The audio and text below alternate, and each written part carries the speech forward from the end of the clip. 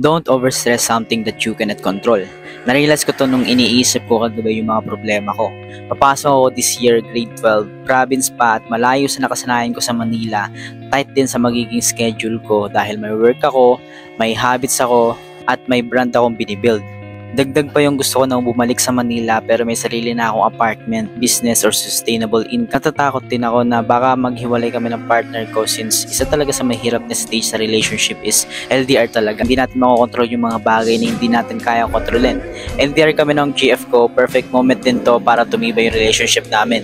Gusto kong umuwi sa Manila na may business, sustainable income at apartment. Pero bago ko makuha yun, ipagsasabay ko ang grade 12, work ko at to leverage my life, to build my brand dito sa TikTok, ganun din sa paggugupit at video editing. Maraming mga bagay sa mundo ang hindi natin kayang kontrolin.